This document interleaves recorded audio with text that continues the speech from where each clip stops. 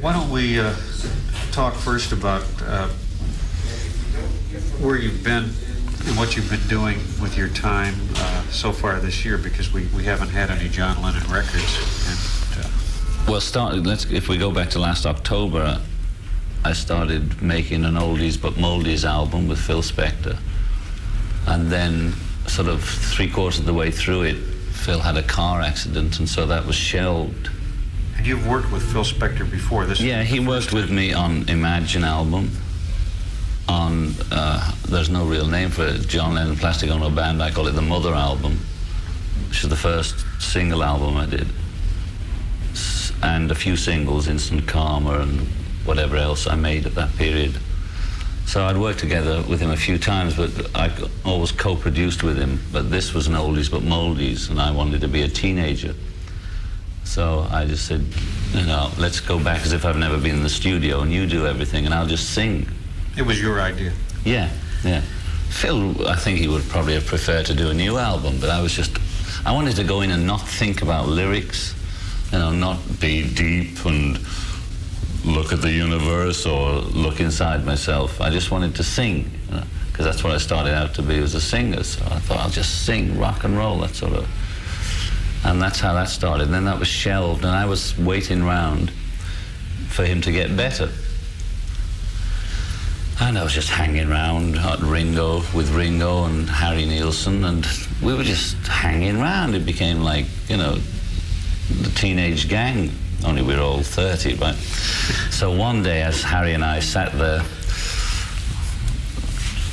I looked at him, and he looked at me, and I said, what are we doing here? Why don't we go make a record? We're playing pianos in hotel rooms, we're, you know, causing riots. We're wasting energy.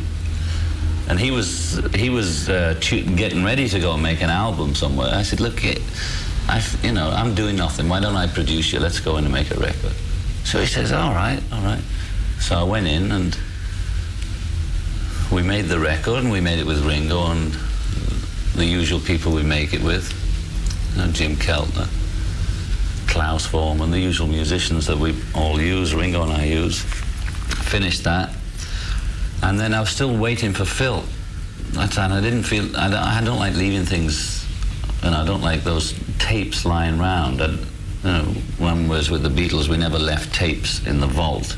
It either went out or there was not, you know, nothing there for when they died. But it wasn't a conscious decision. Just never liked having tapes left around. There's very little Beatle material, if at all, left that was never put out, and I always feel the same. So I kept thinking, I'm not going in yet. I'll wait till the Phil stuff is ready.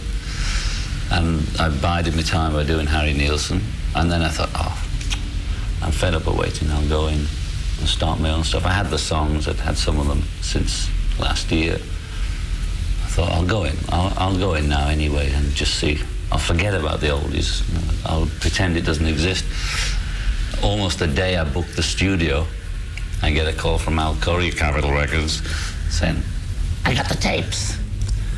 I said, what? You know, he's got the tapes. I couldn't believe it. So 3 days before I'm due to go in the studio, there are 120 boxes of tape delivered by hand. And so I quickly listened to them to see what was there, because I'd almost forgotten. I knew vaguely what we'd done, but what it sounded like I didn't know. There's 23 people playing live in a studio. It was quite a trip. And they sounded okay. So I listened to a few and made a rough mix of a couple of them. And then went in the studio and started working my own stuff, which I've just finished the first phase of, the backing tracks. On the Phil Spector album, who selected the songs? Well, both Phil and I. We just sat down and sang to each other till we decided which ones we'd like. What are some of the songs that you decided on? Well, one I always wanted to do, one of my favorite records, Angel Baby. And you sang lead on that? Oh, sure. In a falsetto voice? No, well, pretty damn near it, to tell you that. It got a little up there, you know. I think I'll probably have to sing it again. It was hard singing lightly over 23 heavy musicians. The Angel Baby, what else is there? cut Sweet Little 16, which is something I've been singing since I was 15 or whenever it came out. We changed the arrangements of them all, but so we're not just doing it as they were done. What else? You Can't Catch Me, Chuck Berry. It's two Berries. Boney Maroney, Larry Williams. Why do you think you and Phil selected the songs that you did select out of all of the songs that would have been available? Let me think now. Well, we had a massive list, and then it kept narrowing down, and it became the ones that we both enjoyed, rather than... I always wanted to do Bebop Balula, which I didn't do. That's one of my all-time favorite records. And there's some records, almost like Bebop Balula, Cuckoo, or Whole Lot of Shaking, which I almost think is too sacrosanct to try and cover. And there's many records that I would have done for my own pleasure that I always feel that I don't want to touch it. The original is so great. And then I hear other people doing it. Two other records that I think are great that should never have been touched. But I'm still a little like, I treat it a bit too seriously. There's so many of them I would have done, but I think, no, you can't touch it. You can't touch it. Unless you can better the original, what's the point? But then nowadays people don't know what the original is anyway. Is there any relationship with the songs that you did do in the album to your own life as a teenager? In other words, is there any tie that way? Well, with the things like Sweet Little 16, Boney Maroney, they were things I was singing, some of the first songs I ever sang. Has Chuck Berry or any of the artists who made some of these songs hits originally, have they heard any of the tapes? No, nobody's heard them, except for me and Phil and the 500 guys that played on them on the nights we did them. And doing the mixes or the mastering, do you,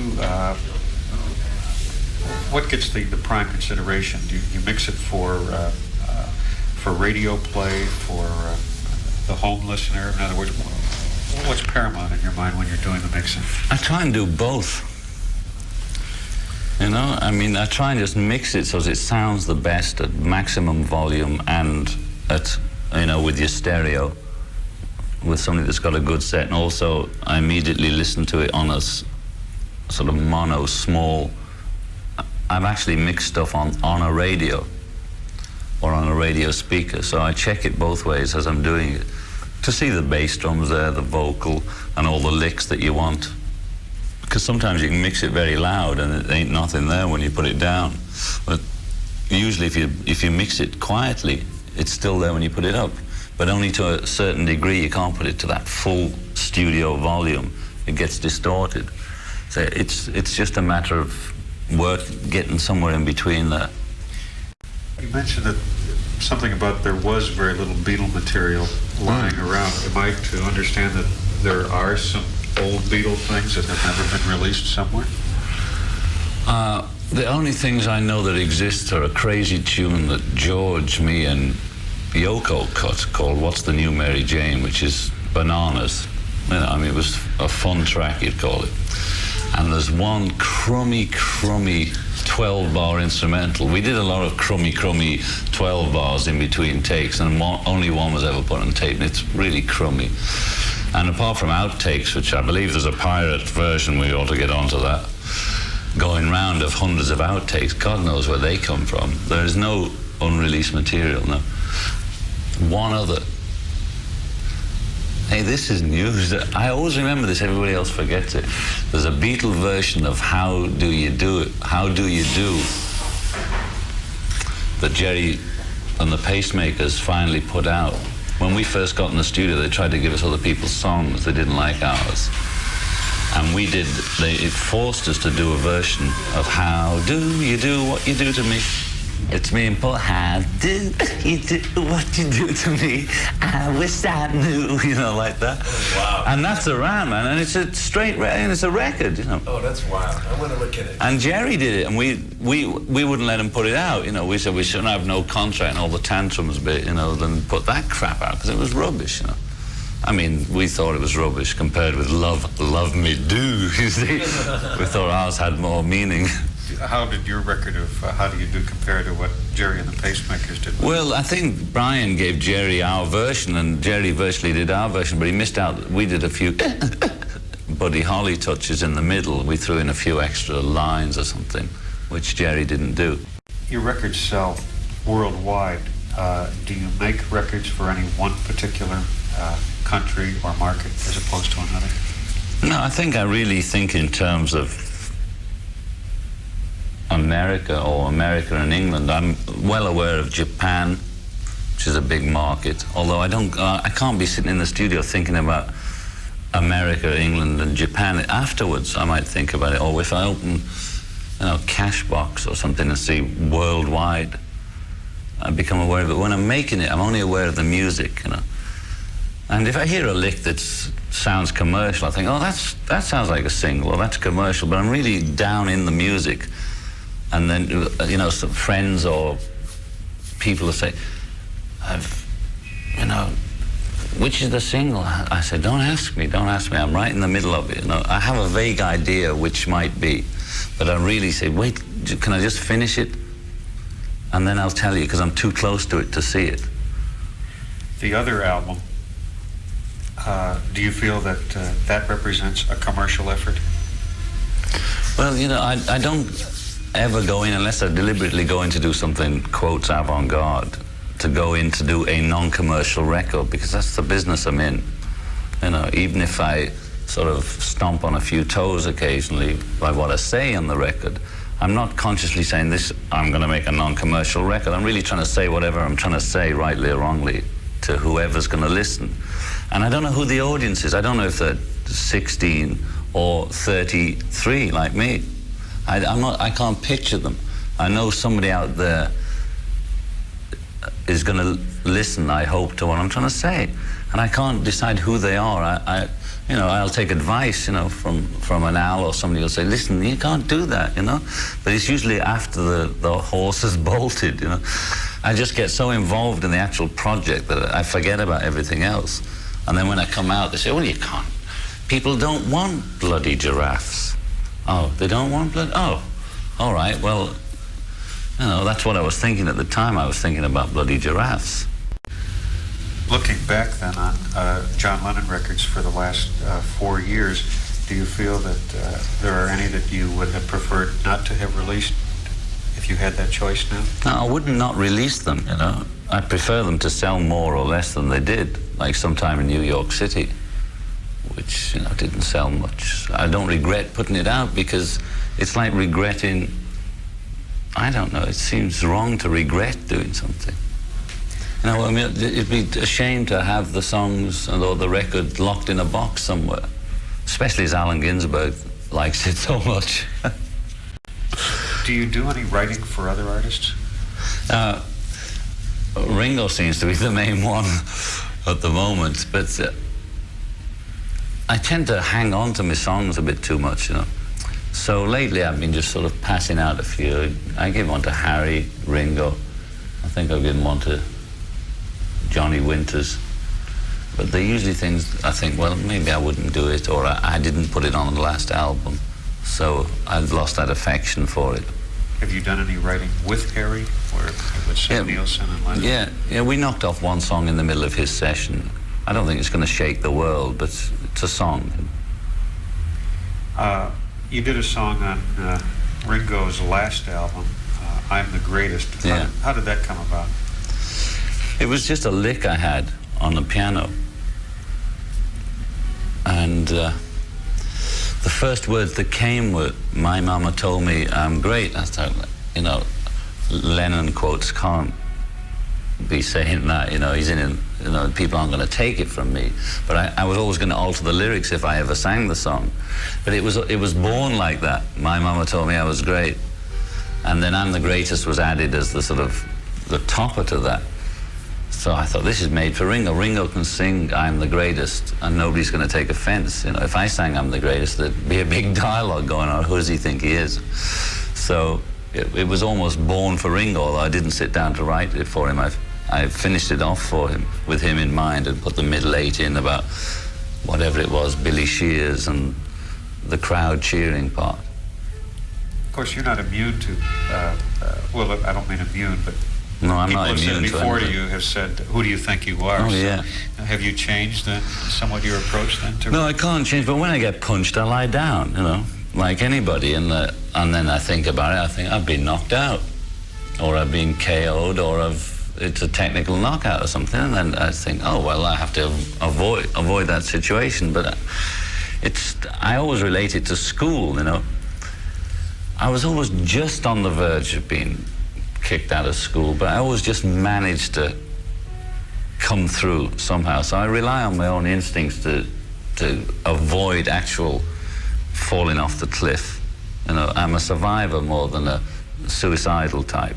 So I recognize it when I'm lying on the floor, unconscious. You see, I notice it as I wake up. Oh, I've been knocked out. Okay, get into training, go back to work. Are there people who said, commented and said to you, gee, why didn't you do that for yourself? I'm the greatest.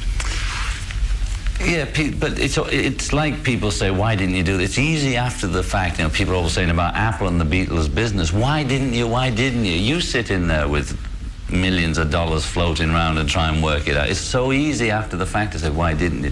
If I'd have cut I'm the Greatest, I don't think it would have been successful as it was for Ringo. It was a good record for Ringo, and maybe I'll cut it in, you know, one day I'll maybe do what somebody else did, just cut all the songs I've given away or something like that when I've given enough away.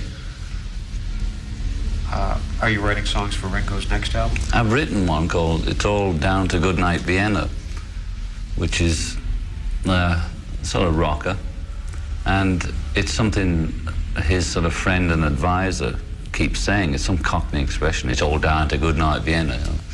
So I just threw that in, and I'll go down and, well, we'll have gone down by the time this goes out, and play piano for it. You will be on that track then? Yeah, because nobody plays piano with 5 fingers, 3 on one hand and 2 on the other. Just, you know, then I'll have to do it. I enjoy doing it anyway. Have the Beatles been the group that made up the Beatles, have you been together at all since 1970? No, not 4. Ringo, Paul and I were in LA together. And George was in England recording. At one period, Paul wasn't allowed in for a bit, and then George had trouble getting in, and I wasn't going to leave, so that just getting the 4 of us in a room is almost impossible at the moment. You know, now if George goes on tour, I don't know, where's Paul going to be? Is Ringo going to be here? Ringo's here now in August, but will he be here then? Because he's got his family to look after. He's going to go back, so it's like ships that pass in the night. Would you look forward to just some kind of a fun get-together sometime? Sure, you know. I think we all would, you know. Well, we keep in contact by phone and letter. Like if I haven't heard from George for a bit, I write to him. And he says, I'm coming. All right, I'll wait for him to come. You know. If I'm in New York and he's in New York, then we'll see each other. But it's a long way, West Coast. I thought, I don't want to go on a flight. What are you doing? Oh, all right, goodbye. Al, we'll just have to get a party together. Just have a fun time. Just see it. We'll all wear our T-shirts. We'll record it. Harry. Oh, sure. Oh, I always carry a tape recorder. One of Harry's trademarks is that he doesn't do any personal appearances or any performing personal appearances. Has that influenced you? Because of recent time, you haven't done any personal appearances. No, it didn't influence, because I only was hanging around with Harry. What were we doing? Was Ringo recording? What was I doing down there? We were going back for Ringo's, not Ringo, to see about the album. And Ringo was down there to see you. He went to LA instead. Oh yeah, I was going. I wondered how I got into all that. I was going to see if Phil, you know, I thought if I hung around LA and it got known that I was around, that he might come out. I thought I'd stand a better chance than being in New York. You think I'm not talking or something. And then I got in with that. Now, what was the question? Oh, Harry, no, he didn't influence me in that at all. Although as he says, he's the only radio star in the world. He's the biggest radio star in the world. I'm not against performing. There was a period when I was ready to go on the road, and then this immigration started, and I just got so pressured by it all. It was a lot more pressure than people see in the papers. He's either appealing or he's going to be kicked out. There's a lot more that goes on behind the scenes, and it just wore me out. And then there's the Beatles settlement and all that. I just did not feel like standing up and yodeling. You know, I'd have to feel in a good mood to do it. You know? I mean, the money's there and the possibilities are there, and it's you have to. You know, I like to put my mind on something, and I can't if I'm being harassed, and that's what was going on for a bit. Do you have then the appetite then for making some kind of a tour, assuming that other things can be resolved? Yeah, I don't know about a tour. You know, I'd have to be in the mood, have a record, and go out and sell it. I mean, that's what it's all about. But it's, I like performing, you know, but it's just such a big thing, a Beatle performing, you know. Like George is going, oh, I'll watch how he does it and I'll see him at the end of it. And so, still all right, are you? There's no hurry, you know. I don't feel as though there's any hurry. Are you going to, are you planning any television of any type of appearances? I think you were on the Cavett show. That's almost a year ago now. Yeah. Well, I had fun doing those talk shows and Mike Douglas and things like that. Did Mike Douglas for a whole week, you know, just to see what it was like. And it's interesting. I enjoy TV. You know, there's a bit too many, you know, do's and don'ts, but it's still my favorite media, actually. And TV is another thing. You know, there's always that closed circuit bit. There's lots of interesting sort of offers and things in the wind, but none of them have just hooked me enough.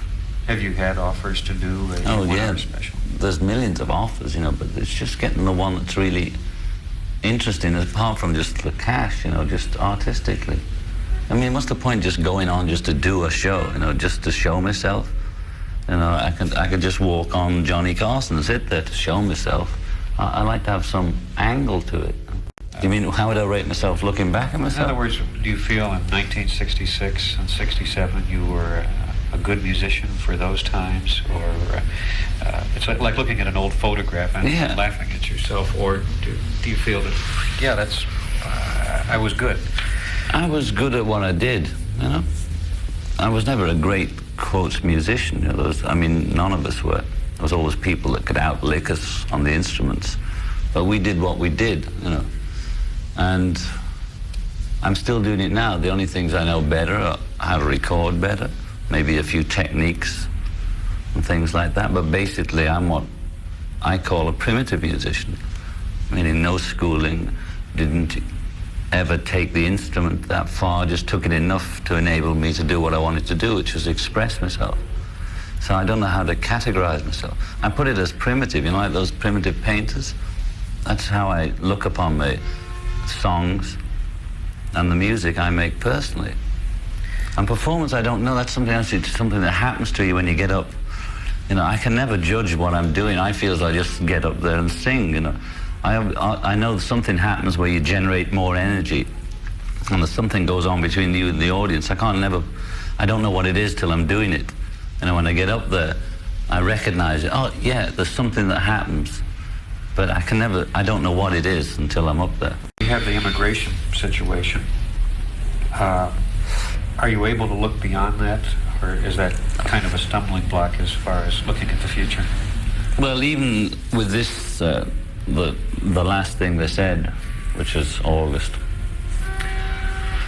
I began to think, I can't just live my whole life wondering about this green card. It's like, you know, it's going to take over my life. Maybe that's what it's supposed to do. Maybe that's what their plan is, as it were, you know, to just have me only think about that. I can't, I'll have to stop. I was beginning to stop, you know, I'd forget about the problem until it's brought up by the court or the lawyer. And I just have to forget about it.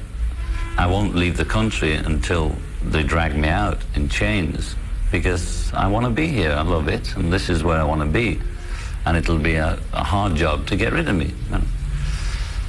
But I mustn't let it overshadow everything I think and do. It's just going to get silly. So that's what I've been thinking the last few months. You've written some songs that I would consider to be about yourself, and made records where songs were about yourself. Have you attempted to write your feelings about this whole situation down and make a record about it? I don't think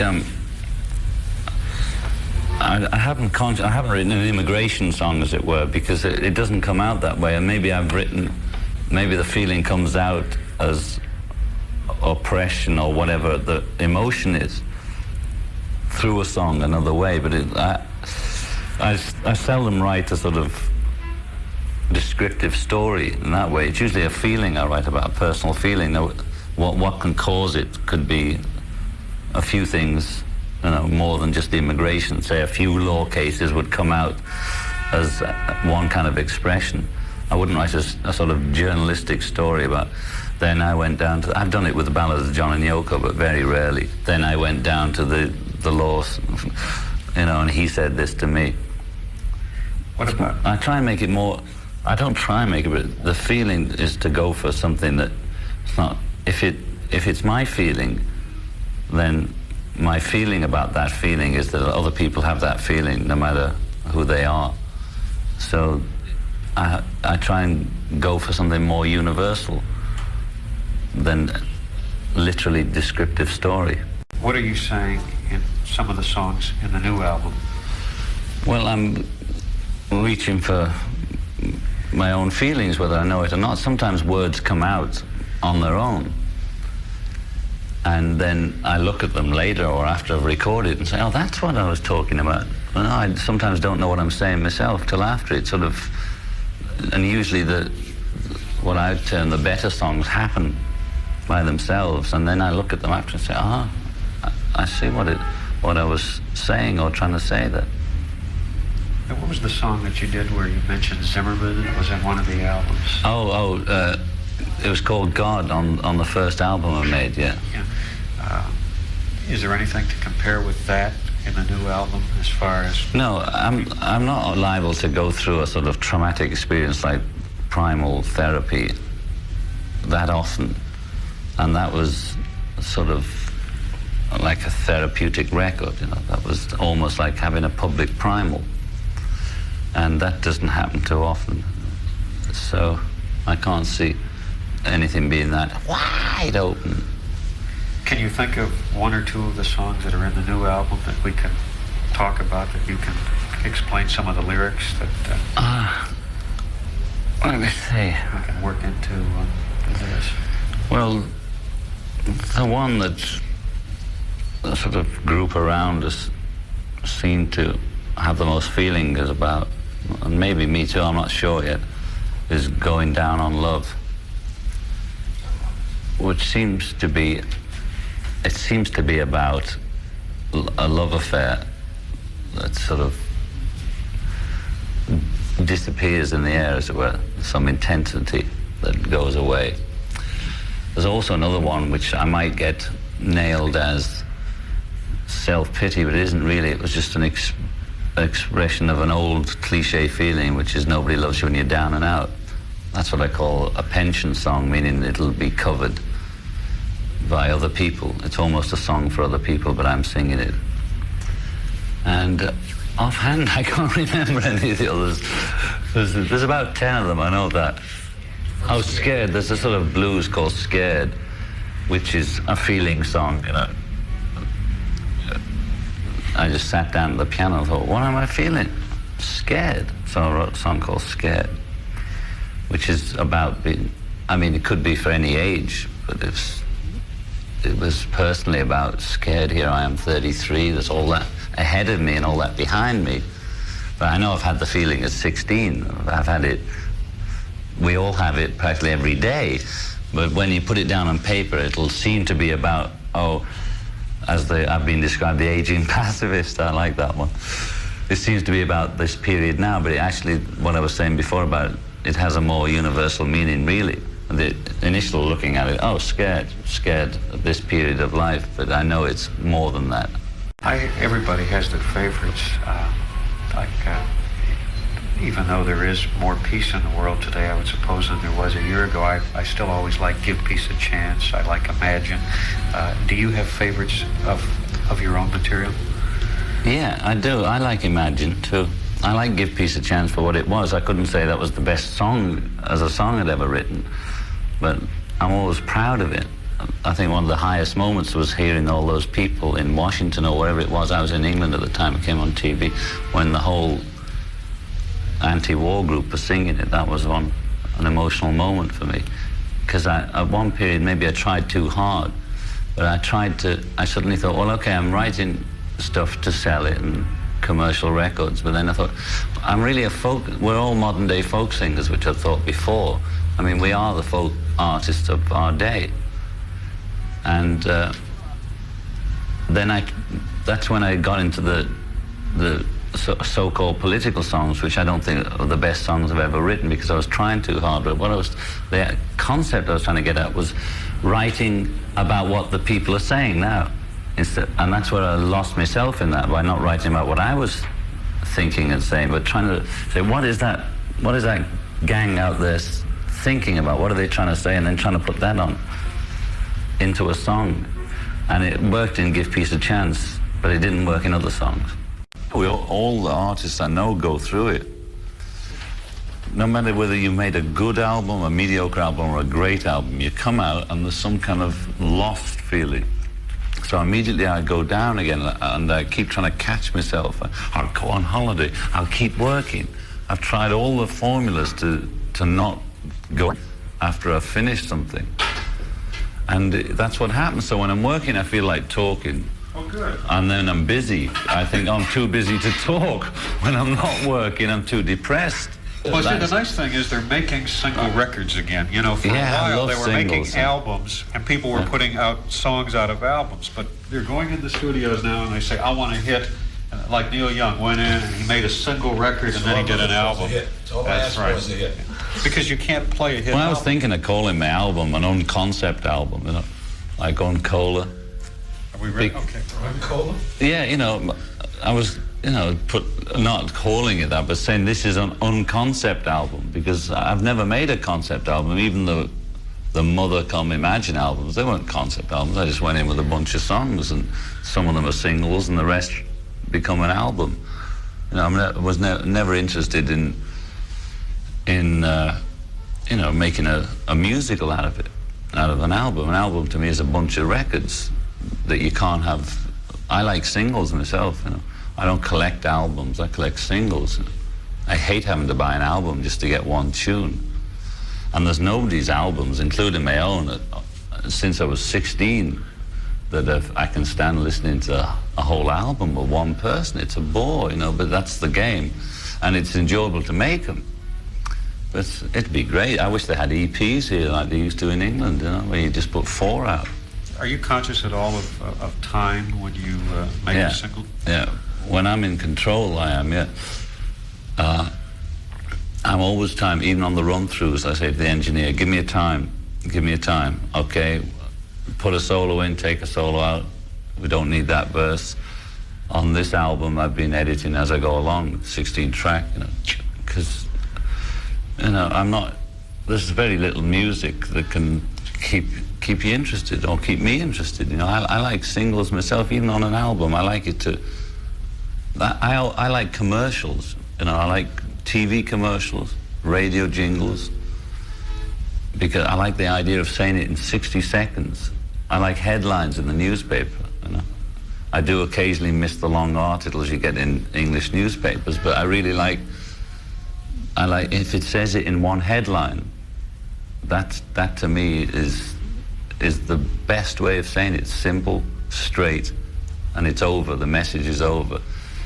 And if they had 60-second records, I'd be in there making them. I like them short. Have you ever run across a product and thought to yourself, gee, I'd like to write a commercial for that, or a song, and make a commercial and submit it to the agency or to the...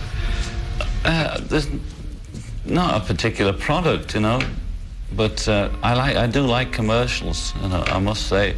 But it'd just be a bit funny, you know, there'd be so many connotations if I did it, you know, whether I'd do it under another name or sing it. You know, I enjoy that 60-second bit, you know. There's some good music being made on the commercial, you know. There's a sort of snob thing about commercials are crap, but some of the best film is done in commercials. And some of the best music is being done there. And it's very hard to get it over TV, but you can hear there's some good music being laid down there. They're almost as good as the 60s now, the commercials. they're just about on the 60s period, the sound of them. Who manages John Lennon? Me at the moment, that's why it's going so wonderfully.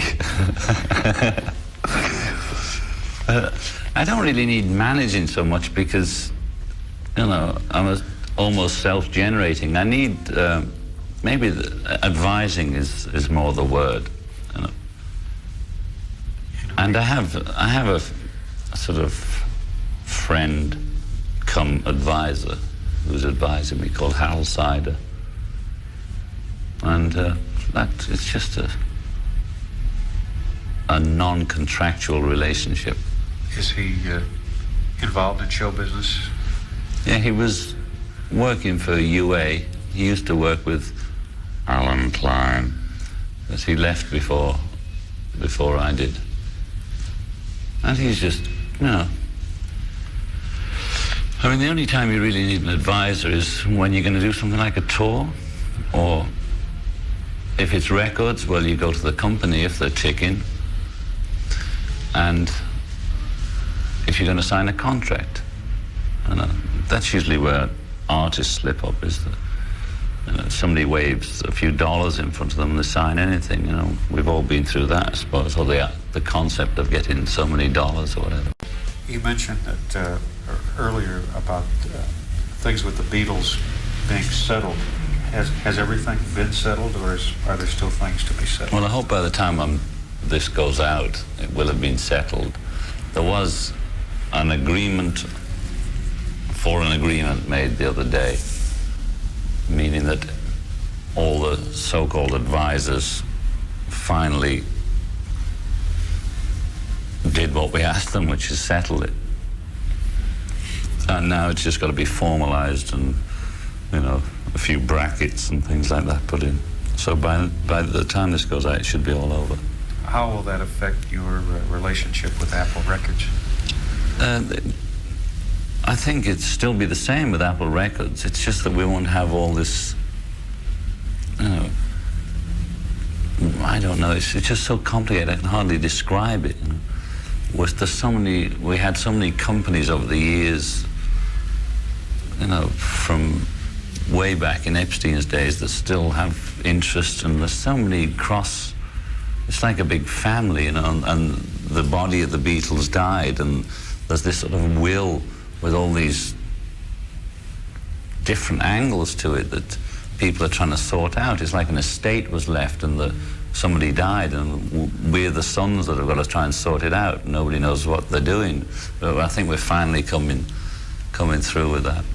Been a lot of speculation and talk within the music industry as to the end of what is known as the Beatles recording contract with EMI sometime, I guess, 1975, 76. Late 75, 76, yeah. January 76. Al knows the date. And it was my understanding, I could be wrong about this, but it was explained to me a few years ago that back in 1970, when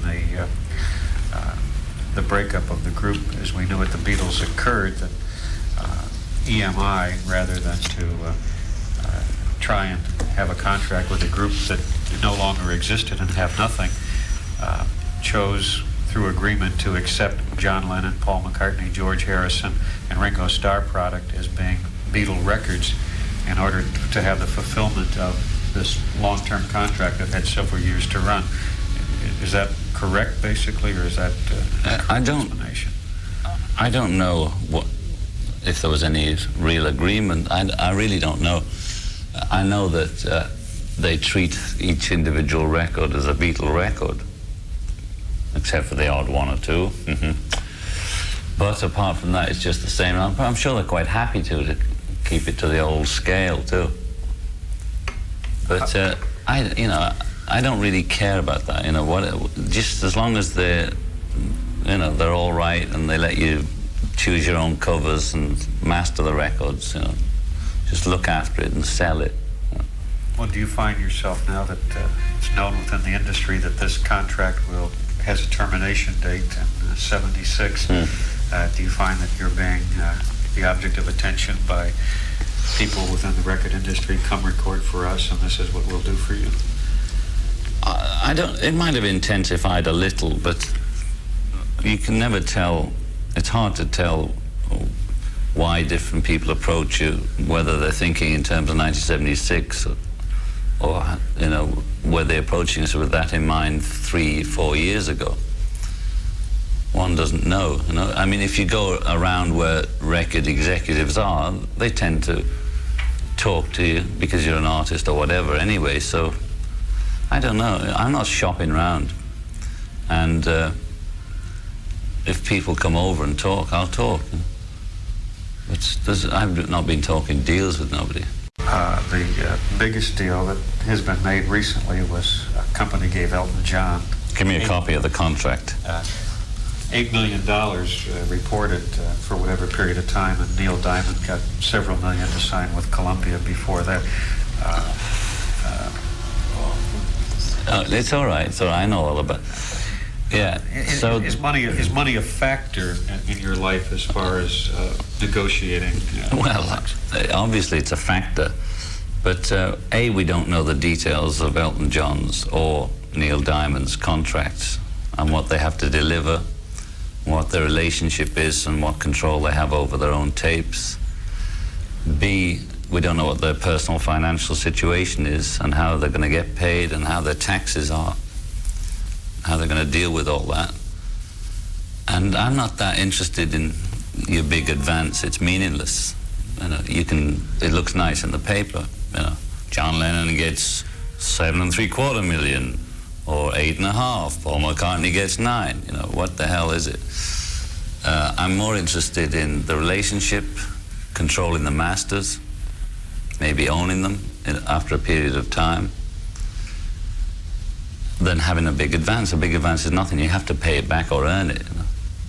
It looks good in the trades and it's good for business, but I'm interested in the product. You know, I believe in my own product. You know, whether I'm number one for 2 years or not number one for 2 years, I still believe in my own talent. So I'm more interested in the actual, if it's songs, in the copyright, and if it's records, in the record itself. So we'll see. You know, that's all debatable. You know, we'll all get together in 75, either the 4 of us or individually, and we'll discuss it. We were talking a few minutes ago about single records. What songs that are popular right now or that have been popular in recent months do you like personally? Well, I've been flogging I Can't Stand the Rain for over a year now. I should have got a piece of it, by Ann Peebles, which I thought was a great record. I like Rock Your Baby, which is current a few months back. What else do I like?